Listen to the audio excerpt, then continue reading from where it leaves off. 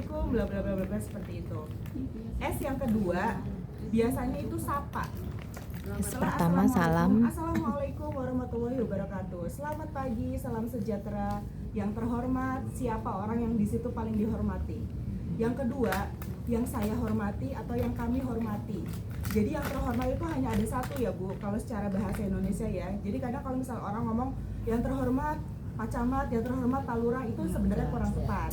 Harusnya yang terhormat itu hanya satu, dan itu adalah yang jabatannya paling tinggi di dalam acara tersebut gitu. Kalau misal Ibu ragu siapa yang terhormatnya ya, coba nanya ke pengurus misalnya di acara PKK, atau coba nanya ke panitia acara misal ada di suatu acara gitu. Ini kira-kira yang jabatannya paling tinggi siapa ya, seperti itu. Setelah yang terhormat, kemudian yang saya hormati. Yang saya hormati pun kalau saya belajar dari beberapa pelatihan MC itu ya, nggak semuanya disebutkan yang saya hormati Bu RT, yang saya hormati. Jadi kata yang saya hormati itu nggak selalu dibawa-bawa Bu. Jadi bisa cuma di depannya aja.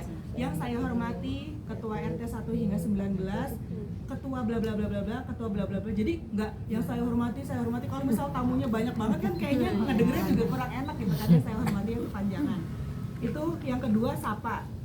Yang ketiga adalah syukur. Alhamdulillah, puji syukur kita diberi kesehatan, bla bla bla seperti ini. Jadi tadi yang pertama apa Bu? Salam. Yang kedua Sapa. Yang ketiga Syukur. Oke, itu 3 tadi ya. Nah, yang keempat biasanya kalau misalnya kita ini secara umum ya, itu sholawat. Marilah kita mengaturkan sholawat kepada Nabi Muhammad seperti itu. Walaupun nggak semua orang memakai ini, tapi umumnya yang di awal ini S4 ini itu yang digunakan.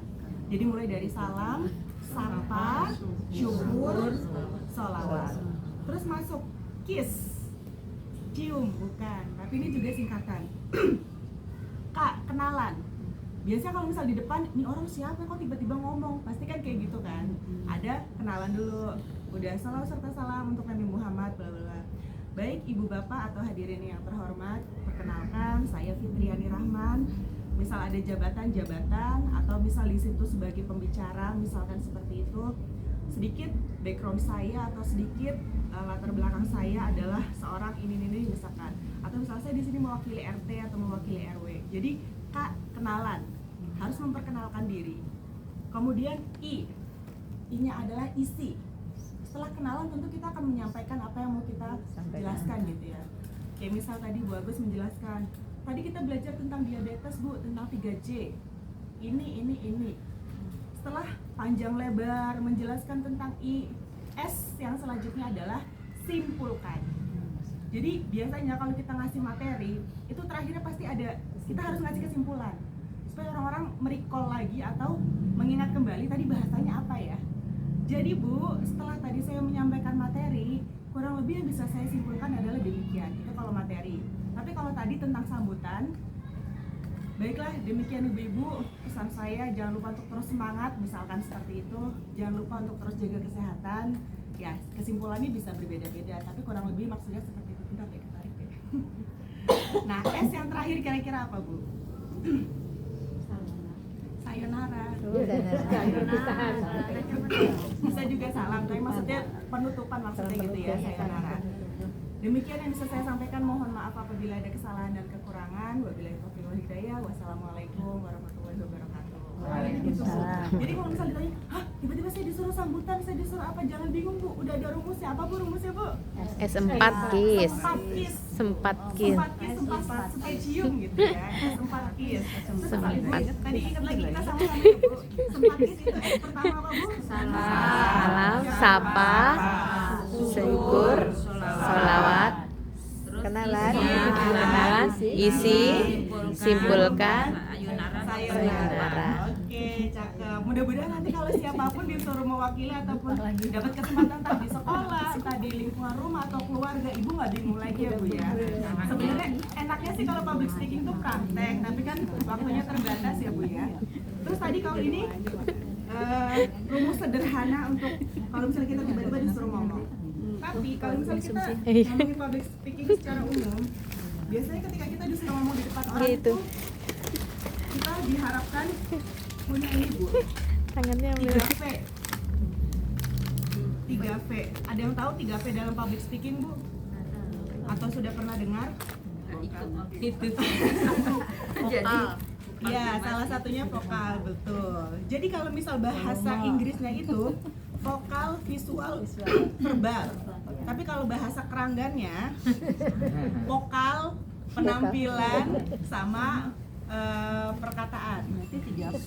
3P kan, jadi 3P kan, bukan jadi 3P kan. Nah, dari 3V ini, Ibu tahu nggak apa yang nilainya itu paling besar ketika seorang disuruh jadi public speaker atau ngomong di depan orang, di depan umum? Perkataan. Vokal, Vokal. verbal atau visual? Verbal. Vokal. Isi perkataan. Ternyata 58% itu justru visual. Penampilan Yang dulu. pertama diperhatikan orang ketika public speaking itu justru visualnya dulu. Kita nggak bisa memungkiri ya, ketika kita baru pertama kali ketemu orang atau kenal sama orang, emang kita akan langsung tahu tuh orang ngomongnya gimana, itu orang seperti apa. Tapi kita langsung bilang, lihat tuh Bu RT, tampilannya parlente. Coba. Jadi ketika kita entah kita lagi ada di mana gitu ya, tapi di situ ada momen yang mengharuskan kita mungkin akan diminta untuk tampil, visual itu jadi nomor satu. Bukan berarti kita jadi orang yang hanya memikirkan penampilan gitu ya, tapi berpenampilan rapi, berpenampilan yang meyakinkan ketika kita ngomong di depan orang itu penting. Karena jujur aja misal kita melihat orang dasteran gitu ya, misal belekan lah katanya gitu, nggak dandan, nggak apa sama sekali, terus tiba-tiba ngomong tentang Indonesia harus berjaya apa segala macam, kira-kira Ini siapa gitu? Siapa kamu? pasti apaan ini orang baru bangun tidur nih, mimpi apa gimana tiba-tiba ngomongin tentang Indonesia kayak gitu kan. Iya, atau dari SJ mana misal disangka begitu ya Bu. Tapi kalau misal kita dengan penampilan yang baik, sikap tubuh yang baik, Masih ada nih, kita masih ada. ngomong, Alhamdulillah banyak yang dah. pun bisa Alhamdulillah jadi ya. menyangkut di dalam hati orang yang diajak bicara sama kita. Itu visual. Minumnya di Kemudian, situ ya. verbal. Depan. Verbal itu tentu ibu tahu perkataan. Jadi ketika kita ngomong, kita memang harus memilih kata-kata yang mau kita gunakan.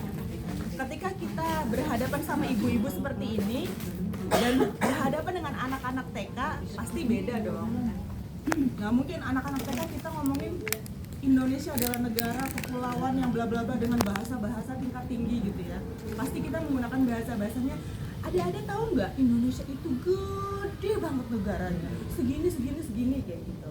Tapi kalau sama ibu-ibu mungkin bahasanya ibu-ibu kayak gitu ya. Terus pokoknya pemilihan bahasanya itu memang harus disesuaikan. Itu verbal. Terus nggak kalah pentingnya juga vokal, Bu. Vokal itu bukan berarti suara kita harus merdu ya Bu ya, tapi suara kita jelas. Ada beberapa bagian dari vokal. Yang pertama itu power. Jadi kita ketika ngomong Assalamualaikum, jangan gitu Bu, ntar orang, apa sih gitu. Assalamualaikum warahmatullahi wabarakatuh. Kalau kayak gitu kan orang langsung apa nih kayak gitu kan. Power. Kemudian yang kedua artikulasi.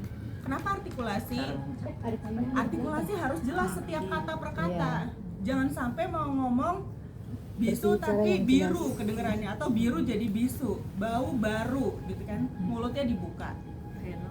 Terus juga itu tadi udah power, artikulasi, kemudian ada intonasi. Intonasi itu kalau misal kita nyanyi nadanya do semua kan jelek ya Bu ya. Kalau ngomong juga sama Bu. Misal saya ngomong ya, Assalamualaikum warahmatullahi wabarakatuh, selamat sore semuanya, apa kabar semuanya, mudah-mudahan semuanya.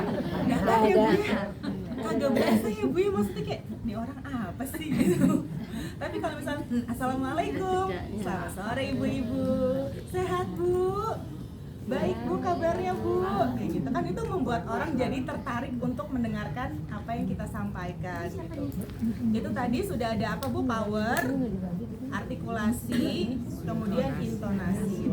Yang nggak kalah penting juga emphasize atau penekanan dari apa yang kita sampaikan.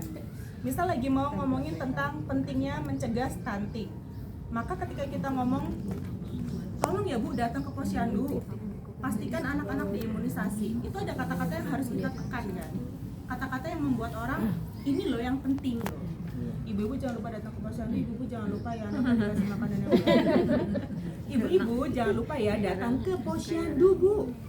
Jangan lupa juga Bu, anak-anak dikasih imunisasi lengkap. Nah, ada kata-kata yang harus kita tekan gitu, itu emphasize.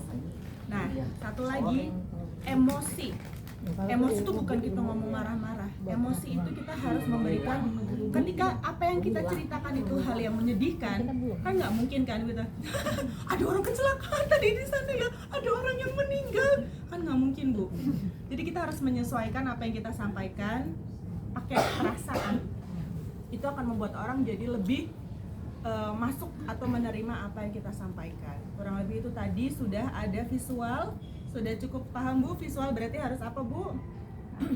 Harus rapi, penampilan harus baik gitu ya. Kemudian ada verbal, pemilihan kata disesuaikan sama kita mau kemana sih, kita ada di mana, audiensnya siapa.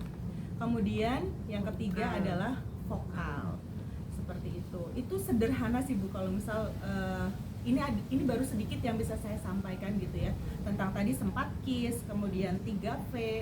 Harapan saya mudah-mudahan dari yang sedikit ini, tapi ibu-ibu ketika ditanya, oh iya kata Mbak Fitri harus begini ya gitu, mudah-mudahan bisa dipraktekkan untuk kebutuhan apapun. Misal ibu-ibu yang masih ada anak di sekolahan jadi korlas gitu ya, atau mungkin kalau misal udah nenek-nenek ngajarin anak-anaknya atau cucu-cucunya juga untuk bisa ngomong gitu ya Bu ya, karena kemampuan public speaking sekarang Lagi serius ini anak-anak pun perlu gitu ya. Ada yang pengen jadi YouTuber lah, pengen jadi content creator atau apa, kemampuan ngomong itu penting. Dan ketika kita bisa punya kemampuan ngomong yang baik, ketika ada suatu informasi kita bisa menyampaikan dengan baik, dengan benar, diterimanya pun insya Allah sesuai. Kurang lebih dari saya itu aja BRT. Mohon maaf ya ibu-ibu kalau di sini mungkin ada yang jauh lebih jago, tapi nih bocah siapa gitu ya, tiba-tiba sok-sok ngajarin. Mohon maaf tanpa mengurangi rasa hormat sama ibu-ibu semua. Sedikit yang saya bisa saya share, mudah-mudahan jadi amal ya Bu ya, kalau digunakan untuk kebaikan. Amin. Terima kasih, sekian dari saya. Jadi tadi apa aja Bu? Sempatis sama 3V atau 3P ya Bu ya, kalau bahasa Keranggan ya. Sekian, mohon maaf apabila ada kesalahan kekurangan. Terima kasih. Wassalamualaikum. Waalaikumsalam. Beli plus. Yuk tepuk tangan.